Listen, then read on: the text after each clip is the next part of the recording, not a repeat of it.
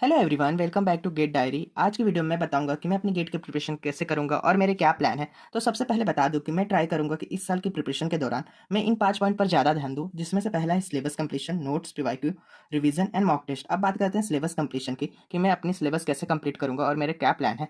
तो मैंने पिछले साल गेट के लिए कुछ सब्जेक्ट पढ़ रखे हैं, जिसमें सी, DSA, OS, COA, digital logic and compiler design. ये वो सब्जेक्ट है जिन्हें मैंने पिछले साल एक बार पढ़ रखा है। और बचे वो सब्जेक्ट जिससे मैंने नहीं पढ़ा है, जिसमें मुझे ज़्यादा फोकस की जरूरत है, जिसमें है DBMS, algo, CN and TOC। मैंने पिछले साल CN को पढ़ना स्टार्ट किया था, लेकिन मैंने इसे कंप्लीट नहीं किया था, जिसके रीज़न मैंने एक वीडियो में डिस्क्राइब किया है, जिसमें मैंने बताया है कि मैंने पिछले साल ऐसी क्या गलतियाँ की थी जिसके कारण मैं अपनी अच्छे से प्रिपरेशन नहीं कर पाया था। अगर चाहो तो तुम वो वीडियो देख सकते हो, शायद वो तुम्हारे लिए हेल्पफुल हो। अब बात करते हैं कि मैं अपना सिलेबस कैसे कंप्लीट करूँगा। तो मैं पहले एक सब्जेक्ट जिसे मैंने पढ़ रखा है और मैंने जिसे नहीं पढ़ रखा है, वो सब्जेक्ट पढ़ूंगा और मैं अपनी पढ़ने की स्टार्ट डिजिटल लॉजिक और DBMS सब्जेक्ट से करूंगा। अब बात रही कि मैंने यही सब्जेक्ट क्यों चूज़ किए हैं, तो इसका कोई रीज़न नहीं है, बस मैंने ऐसे ही चूज़ कर लिया है। अब तुम यहाँ पर देख रहे होगे कि मैंने सारे सब्जेक्ट यहाँ पर लिखा है और इंजीनियरिंग मैथ और DM को नीचे लिखा है। इसका क्या रीज़न है?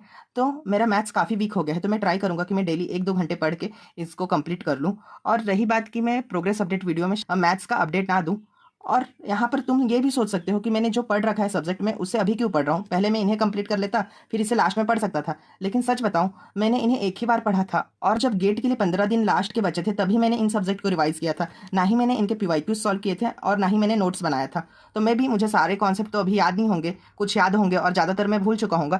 तो इसीलिए मैं सोच रहा हूँ कि मैं जो सब्जेक्ट पढ़ लिया था उसे भी साथ में ही पढ़ता हूँ, जिससे मेरे बर्डन कम रहेगा। अब बात करते हैं नोट्स की। तो मैं नोट्स कैसे बनाऊंगा? देखो, मैंने जो सब्जेक्ट पढ़ रखे हैं उनके शायद मैं शॉर्ट्स नोट्स बनाऊं, और कुछ टॉपिक जो मुझे याद नहीं है या फिर मैं जिसे भूल चुका हूं, तो उनके नोट्स थोड़े डिटेल्स में बनाऊंगा, और जिन्हें मैंने नहीं पढ़ा है उनके भी नोट्स इसी तरह बनाऊंगा। जो टॉपिक मुझे समझ आ जाएंगे उनके शॉर्ट नोट्स, और जो नहीं समझ आएंगे उनके थोड़े डिटेल्स नोट्स बना लूँगा। अब बात करते हैं PYQ। मैं PYQs कैसे सॉल्व करूँगा? देखो, जो मैं इन सब्जेक्ट को कवर कर रहा हूँ, तो जब इनके एक चैप्टर कंप्लीट हो जाएगा तो मैं उनके प्रीवियस ईयर क्वेश्चन लगा लूँगा, जिससे मुझे ये भी पता चल जाएगा कौन से टॉपिक इंपॉर्टेंट है और मेरा कौन से टॉपिक में कॉन्सेप्ट वीक है, जिससे कि मैं उन्हें फिर से पढ़ लूँगा, और इस तरह से मेरे PYQs भी कंप्लीट हो जाएंगे। अब बात करते हैं रिवीजन। तो रिवीजन मैं अभी तो नहीं स्टार्ट कर रहा, क्योंकि मैंने अभी कोई सब्जेक्ट कंप्लीट नहीं किए हैं। जब मैं एटलीस्ट 2 से 3 सब्जेक्ट कंप्लीट कर लूँगा तो मैं रिवीजन स्टार्ट करूँगा। अब उसके बाद बात करते हैं मॉक टेस्ट, जो कि बहुत ही इंपॉर्टेंट है। तो मैं, जब मेरे 3 से 4 सब्जेक्ट कंप्लीट हो जाएंगे, तब मैं अपना मॉक टेस्ट स्टार्ट करूँगा, जिसमें मैं सबसे पहले सब्जेक्ट वाइज टेस्ट दूंगा, और उसमें भी जो मैंने सब्जेक्ट पढ़ रखे हैं उन्हीं के दूंगा, जिससे मेरे रिवीजन भी हो जाएंगे, मॉक टेस्ट भी हो जाएगा, और मुझे पता भी चल जाएगा कौन सा टॉपिक मेरे वीक है।